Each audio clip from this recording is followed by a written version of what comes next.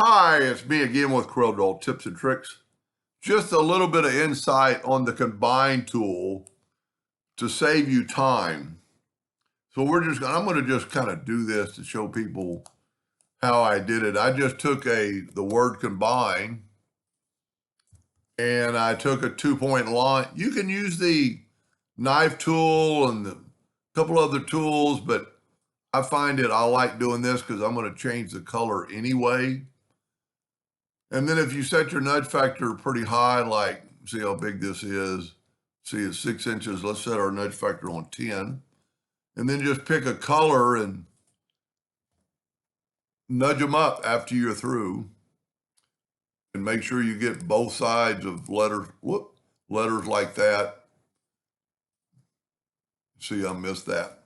Then get I'm just going to pick red and fill in the red. And see, there's like, you wouldn't think to, but you have to hit that one 3 times or 2 times on that one. Then you can get rid of this. But the real kind of the reason for the video is Control L is combined, and it's also up here in the graphic in just a second.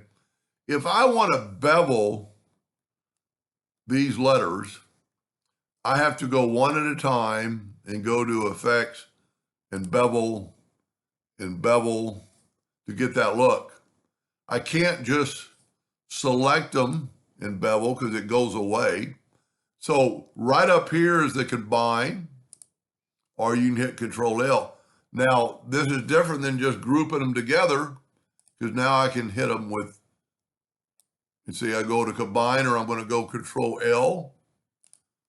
And then you can use that and then nudge that back. And you could either, to do what I did, you could either leave it alone, or you could make the nudge a little less and put just a little bit of break in there. Put a black box just to kind of show off the bevel. The bevel tool is pretty cool. I don't ever really get to use it very much, but the real video is about combine. Anyway, I hope that helps somebody someday, and thank you for watching.